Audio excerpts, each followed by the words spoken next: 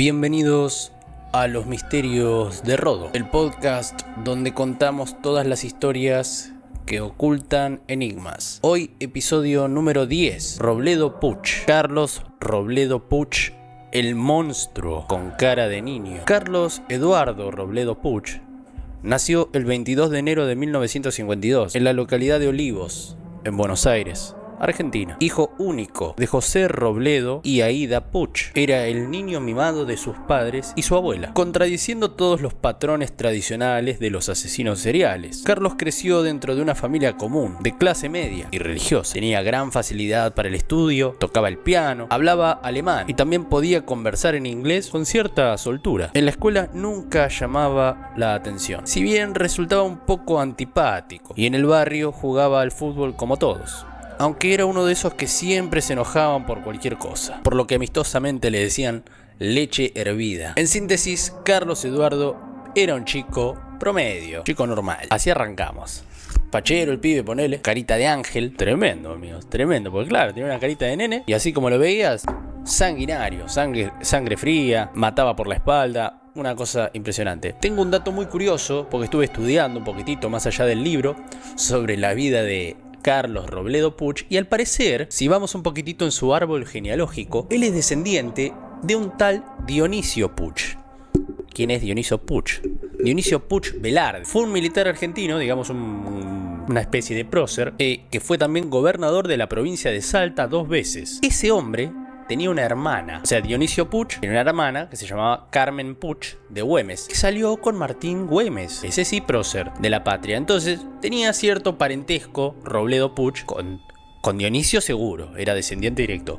Y también cierto linaje ahí con Martín Miguel de Güemes. Dato curioso que quizás no se ha tocado en algunas de las biografías, pero me pareció propicio traerlos a ustedes. Un día se fue de lengua contestándole a una maestra, quien lo mandó a hablar con la directora del colegio. La mujer lo retó a los gritos y él comenzó a sudar, a transpirar frío, como le pasaba siempre que alguien le imponía una orden. De pronto no aguantó más. Agarró una silla y la destrozó contra la pared. El ruido y los gritos atrajeron a los celadores, a los guardias, a los cuidadores de la escuela, y la mujer quedó en una situación bastante incómoda. Llamó a los padres del alumno rebelde y les pidió que lo sacaran del colegio para evitar su expulsión. Hay otra anécdota curiosa. Existía un primo de mi padre, de mi papá, feliz día para él y para todos los padres, y supuestamente el gordo le decían, pero era muy flaco y era también camorrero. Al parecer tuvo un confrontamiento con Robledo Puch. ¿Por qué? Porque habían nacido más o menos por ahí, entre el 47 y el 50, una cosa así. Y le preguntaron: ¿y por qué le pegaste a Carlos, a Robledo Puch? Porque se hacía el vivo con los de primer grado, decía. Carlos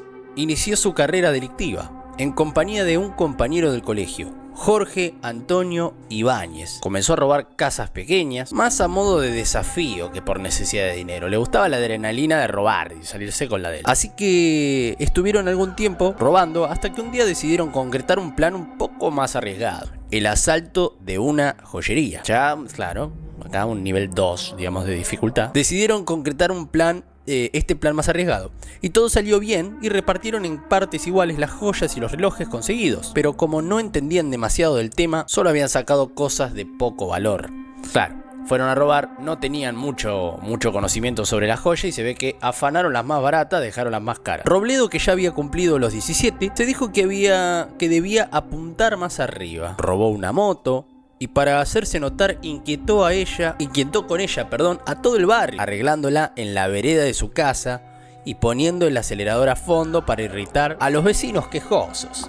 Era el típico chabón que te empezaba a hacer cortes con la moto en la vereda, digamos, ya un poquito denso y punible. El 14 de febrero, interesante, de 1969, después de ser acusado por el robo de la moto, su papá lo sacó de la zona de conflicto y lo inscribió en la Escuela de Artes y Oficio José Manuel Estrada, de Los Hornos, partido de La Plata, a unos 60 kilómetros al sur de Olivos. Solo fue 20 días y en un par de charlas con el director confesó que no se llevaba bien con su papá. Reanudó su amistad con Ibáñez, compañero delictivo, y juntos empezaron a concurrir a los boliches de moda de la avenida el Libertador, del Libertador. Ahí conoció mucha gente y aunque su cara aniñada de grandes ojos azules, labios carnosos y pelo sobre la frente no lo hacía muy atractivo, consiguió algunas mujeres. Se ve que por más de que tenía cara de ángel, más que macabro, tenía cierto atractivo para algunas personas. Los dos amigos fueron fortaleciendo su confianza mutua, concretaron varios golpes,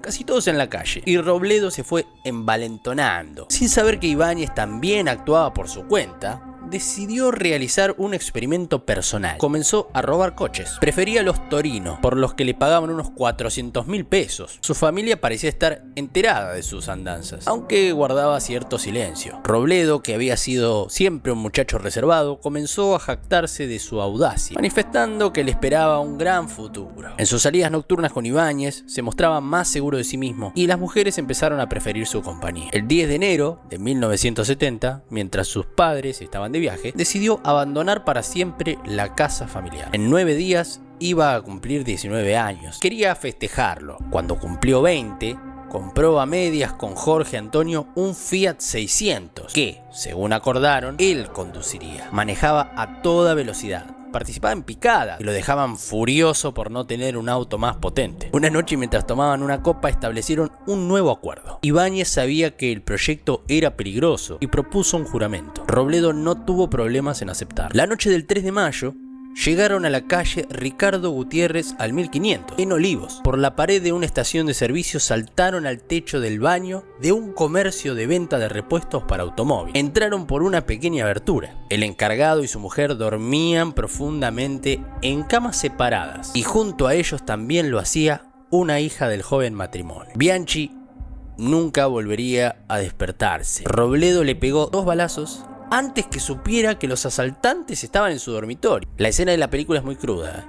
El tipo entra, está robando en un comercio, donde el tipo está durmiendo tipo sereno ahí. Se mete y lo mira, lo observa en la cama un tiempo. Y antes de que se despierte o algo, le mete 2 tiros. Nadie sabe por qué, porque ya habían robado, ya habían logrado hacer lo que querían sin hacer daño. La mujer se sobresaltó por los tiros y Robledo volvió a disparar 2 veces más, hiriéndola en el pecho. La mujer cayó de espaldas y Robledo comenzó a sacar dinero de la caja registradora. A su espalda oía débiles gemidos. La mujer se estaba desangrando, pero no podía moverse porque Ibáñez estaba sobre ella. Robledo los miró y continuó indiferente su tarea. Había un muerto y un abuso, pero para él los hechos no tenían ningún valor ni nombres propios. Solo le importaba sobrevivir. Se dirigió entonces a la vidriera de los accesorios y agarró una palanca de cambios y 2 instrumentos de medición. Pensando en su Fiat 600, guardó todo junto con 350.000 pesos que había encontrado. Cuando salieron, Ibáñez estaba manchado de sangre y no intercambiaron ni una sola palabra. Carlos, o sea Robledo Puch, continuó apareciendo en los mismos lugares de siempre, pero ahora se le notaba cambiado. Estaba feliz, exultante y se convirtió en el centro de las reuniones. Hablaba de autos, carreras, que eran su verdadera pasión. Andaba solo, ya que Ibáñez había preferido ocultarse por un tiempo. Lo que ninguno de los dos sabía en ese entonces era que la mujer de Bianchi no había muerto la noche del 3 de mayo. Cuando los dos jóvenes salieron,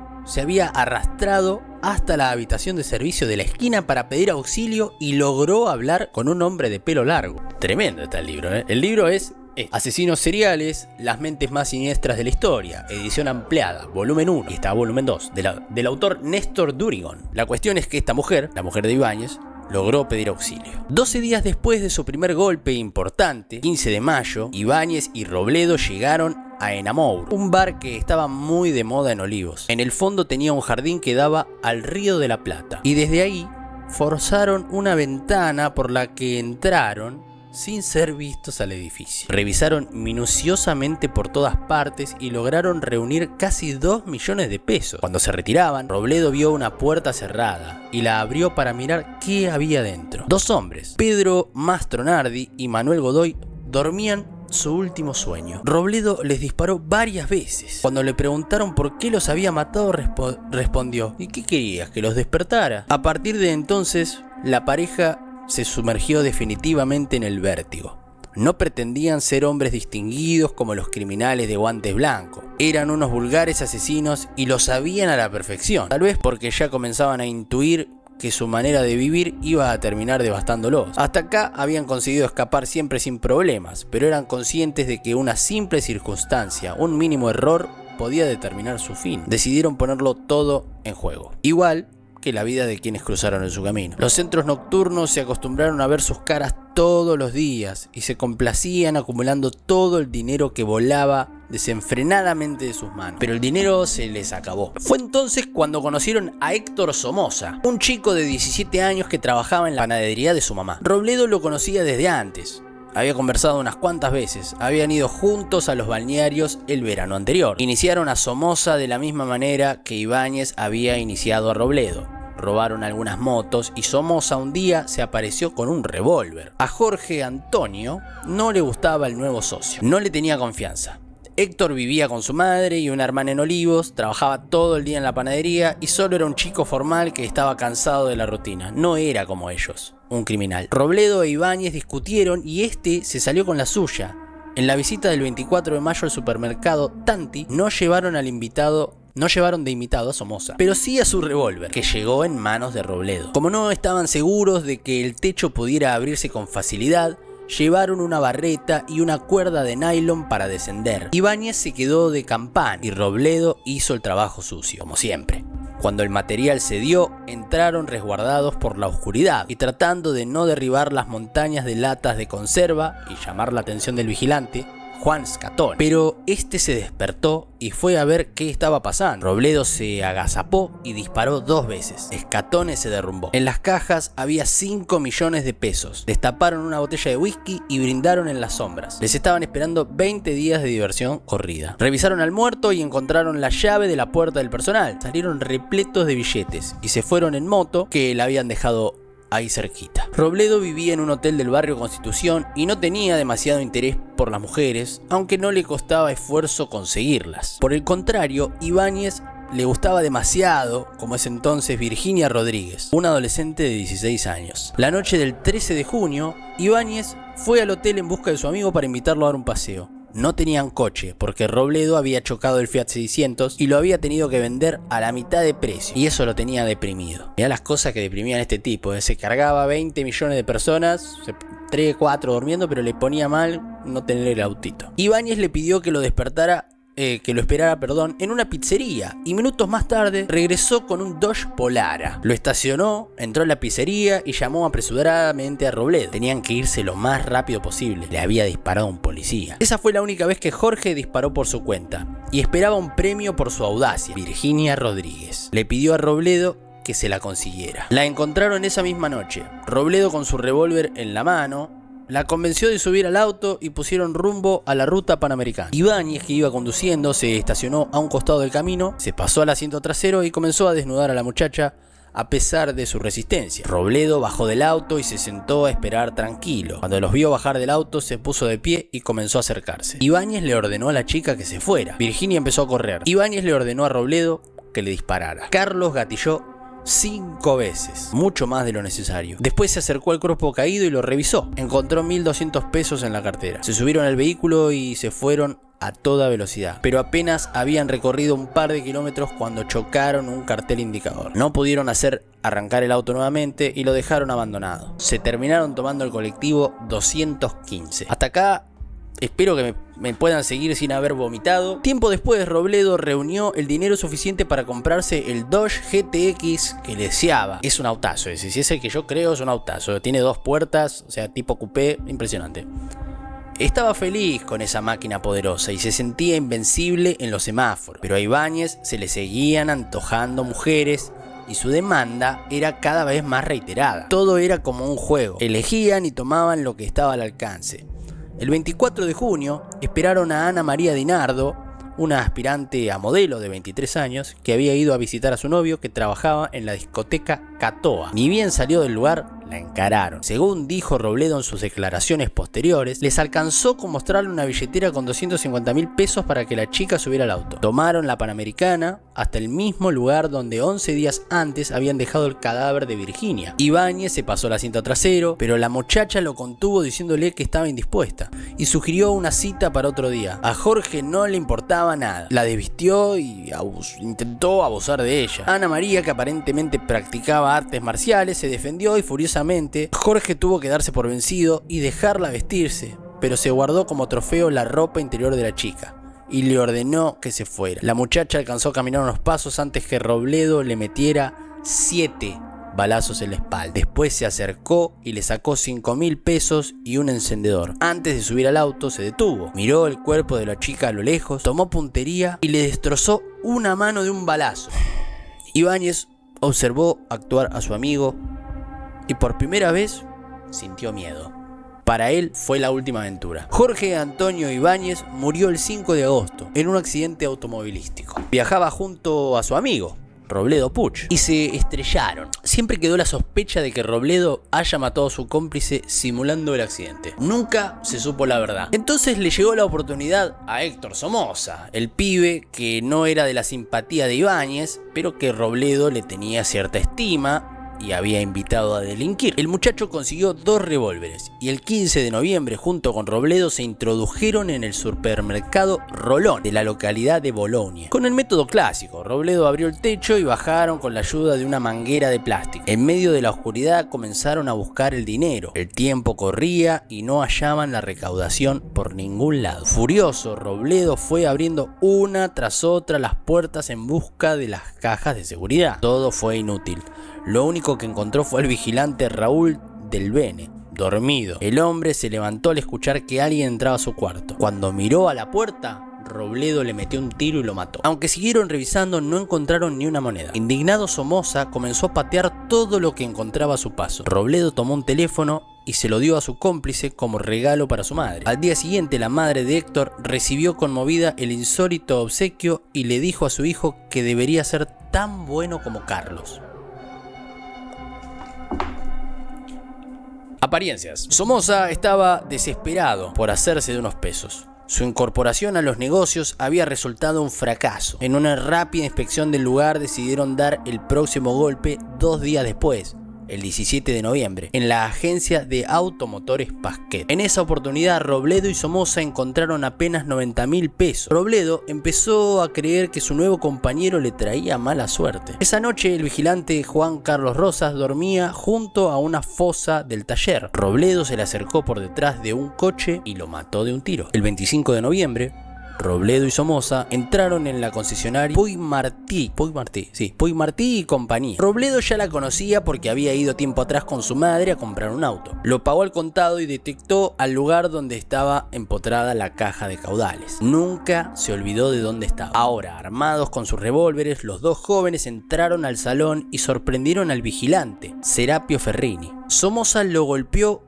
con su arma y lo llevaron inconsciente al primer piso, donde Robledo le dio 2 balazos. Este fue el golpe más trabajoso de todos los que habían practicado con Somoza. Estuvieron 5 horas dentro de la concesionaria.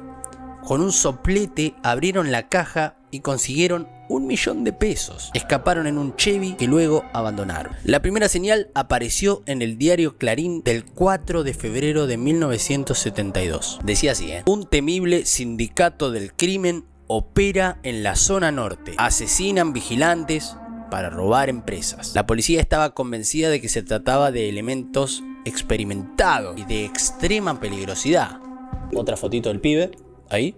Pero Robledo Puch había cometido un grave error en lo que había sido su último golpe durante la madrugada del 3 de febrero de 1972. Después de entrar a robar una ferretería y de matar al vigilante, se peleó con Somoza y lo mató. Luego, para evitar su identificación, le quemó la cara y las manos con un soplete, pero olvidó sacarle del bolsillo la cédula de identidad. Horas después, el nombre de Héctor Somoza llevó a la policía directamente con Robledo Puch. Fíjate el tipo, el error estúpido que lo condenó, porque fue lo suficientemente vivo para pensar en quemarle la cara, las manos para que no lo identificaran, pero no le revisó los bolsillos para ver si tenía el documento de identidad, que fue efectivamente lo que pasó. Tremendo.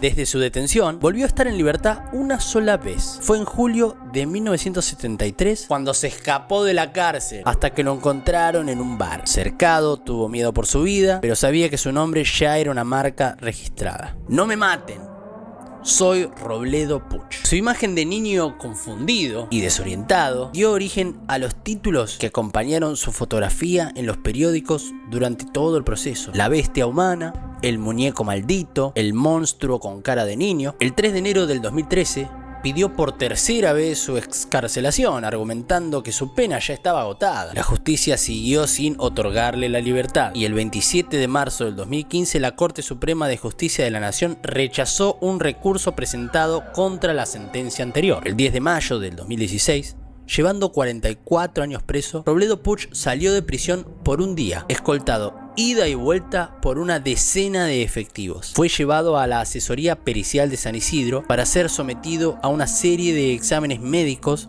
debido a su deteriorada salud. Hasta hoy, Carlos Eduardo sigue cumpliendo su condena en el penal de Sierra Chica. Curiosidades del cine. El 9 de agosto del 2018 se estrenó la película El Ángel, basada en su historia criminal, dirigida por Luis Ortega y protagonizada por el joven actor debutante Lorenzo Ferro. Quizá alguno haya visto esta portada. Si no la vieron, está recomendada. Yo la vi hace un tiempo, ya pasaron varios años y me gustó mucho.